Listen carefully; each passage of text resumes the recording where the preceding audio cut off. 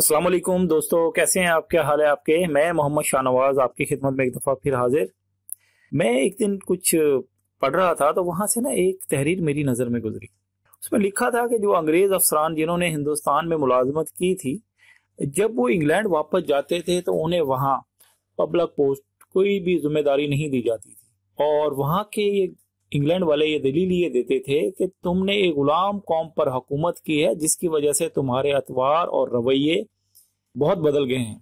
मगर इस तरह की यहाँ आपको जिम्मेदारी इसलिए नहीं दे सकते कि तुम आजाद अंग्रेज कौम को भी उसी तरह डील करोगे। अब देख लें उनकी सोच।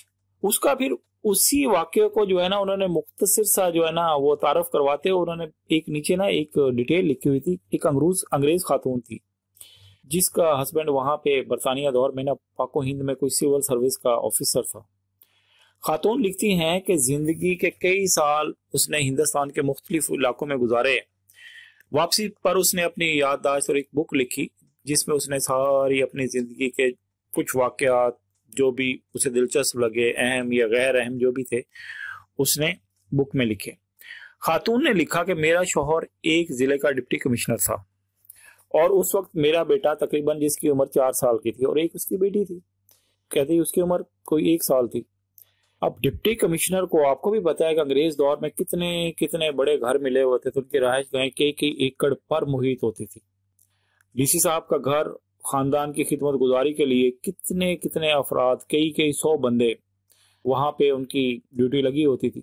और फिर रोज पार्टियां आम थी, शिकार के प्रोग्राम बनते थे। जिले के बड़े बड़े जमींदार हमें अपने यहाँ मधु करना बायसे फख्र जानते थे। जिसके यहाँ हम चले जाते उससे अपनी इज्जत अफजाई समझता। हमारे ठाट बाट ऐसे थे कि शायद उस वक्त मलका बरतानिया या शाही खानदान के भी ऐसे ठाट बाट या शाही खानदान को भी इतनी सहूलतें या ये जो भी कुछ हमारे पास था ये मुयस्सर ना हो। तो किस्सा मुख्तसर उसने एक ट्रेन के सफर के बारे में लिखा।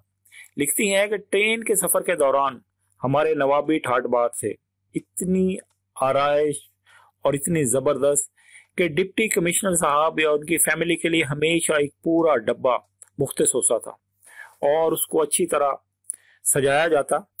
और जब हम उसमें जाते और ट्रेन का ड्राइवर सफेद लिबास पहन के वो दोनों हाथ बांध के हमारे सामने खड़ा हो जाता और पूछता कि क्या मैं ट्रेन को चला सकता हूँ। यानी वो चलने से पहले इजाजत तलब करता था। इजाजत मिलने पर ही वो ट्रेन चलाता था।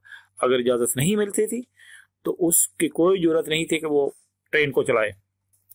वो लिखती हैं एक बार ऐसा हुआ, हम सफर के लिए ट्रेन में बैठे थे तो हस्ब रवायत ड्राइवर हाजिर हुआ और उसने इजाजत मांगी। इससे पहले कि मैं कुछ बोलती मेरा बेटा ऑलरेडी पता नहीं उसका मूड किस वजह से खराब था क्या नहीं था। जैसे ही ट्रेन ड्राइवर ने इजाजत तलब की तो वो चिल्लाया और कहता जी अभी नहीं चलना। यानी मेरे बोलने से पहले मेरे बेटा बोल पड़ा कि अभी नहीं चलना। ड्राइवर साहब ने गर्दन झुकाते हुए जनाब हुक्म बजलाते हुए कहा जो हुक्म छोटे साहब। अब कुछ देर बाद सूरत हाल सारी चेंज होगी। स्टेशन मास्टर पूरा स्टेशन का पूरा अमला परेशान और वो सारे इकट्ठे होकर मेरे बेटे के पास आ गए और दरखास्त कर रहे थे कि बेटा ट्रेन चलने दो देर हो रही है, बाकी तंग हो रहे हैं। बार के किस्सा मुख्तसर, मैंने बड़ी मुश्किल से अपने बेटे को मनाया, मैं आपको चॉकलेट दूंगी या जो भी कुछ लालच वगैरह दे दूं के, और उससे ट्रेन को चलने की इजाजत दिलवाई और यूं अल्लाह अल्लाह करके ये सफर शुरू हुआ। अब इस वाक़े को चंद माह ही गुजरे थे तो मुझे कुछ दोस्तों और रिश्तेदारों से मिलने के लिए वापस जो है ना बरतानिया जाना पड़ा और हम बदरिया बहरी जहाज लंदन पहुंचे। हमारी मंजिल वेल्स थी, वेल्स की एक काउंटी। अब हमने जिसके लिए वहां पे हमने ट्रेन में सफर करना था, बेटी और बेटा दोनों मेरे साथ थे। मैं उन दोनों को एक बेंच पे बिठाकर मैं टिकट लेने चली गई। अब कतार तो चूंकि लंबी थी, लंबी कतार होने की वजह से काफी देर हो गई, जिस पर मेरे बेटे का मूड बहुत ज्यादा खराब हो गया। जब हम ट्रेन में बैठे तो वो ना तो कोई आलीशान कंपाउंड था, ना जनाब वहां पे कोई ऐसा प्रोटोकॉल था, ना सेपरेट कोई किसी किस्म का कुछ भी नहीं था। अब बेटे का ये देख के जनाब मूड खराब हुआ और वो बहुत ही ज्यादा नाराजगी का इजहार करने लगा। अब इजहार करने लगा। किस्सा मुख्तसर, ट्रेन ने अपने मुकर्रर वक्त पर विसल बजाया और ट्रेन का सफर शुरू हो गया।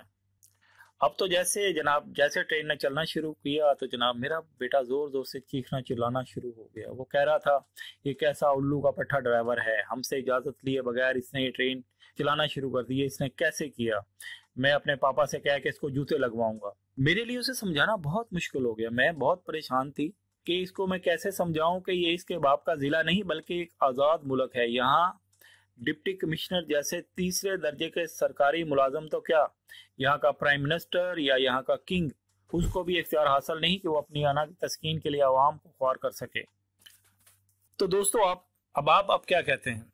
आज ये वाज़ेह है कि हमने अंग्रेजों को जरूर निकाला है, अलबत्ता गुलामी को देश से नहीं निकाल सके। आज भी आपने देखा होगा कि ये कमिश्नर, डिप्टी कमिश्नर, एसपी, वज़रा, मशीरान, सियासतदान सिर्फ और सिर्फ अपनी अना की तस्कीन के लिए आवाम को घंटों सड़कों पर जलील ख्वार करते रहते हैं।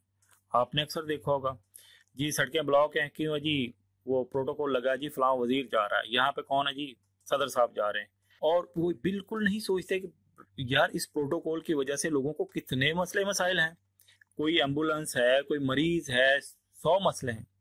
तो देख लो, इसका सिर्फ और सिर्फ वाहिद एक ही हल है, इन चीजों को ज्यादा से ज्यादा कंडेम करो और अपने अंदर गुलामाना जहन को इस चीजें से आजादी हासिल करने के लिए जदोजहद करो, देखो, और इन चीजों को बिल्कुल एक्सेप्ट ना करो।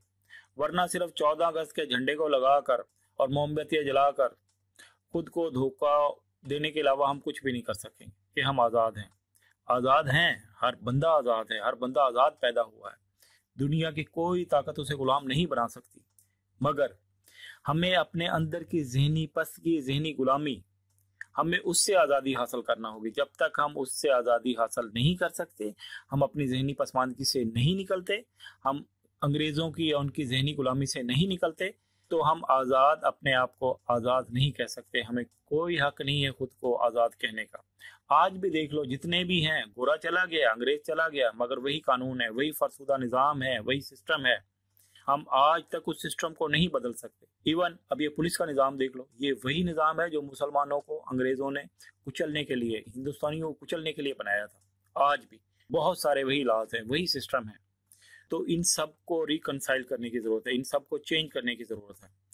जब तक हमारी ये नस्ल, ये आने वाली नस्लें अंग्रेज़ों से ज़हनी तौर पे उनके गुलामी से आज़ाद नहीं हो जाती, हम अपने आप को आज़ाद नहीं कह सकते। तो दोस्तों, अगर मेरी ये वीडियो आपको पसंद आए तो अपने दोस्तों को शेयर करें और इसको ज़रूर, मेरे चैनल को ज़रूर सब्सक्राइब करें। दुआ में याद रखिए। अल्लाह हाफिज़।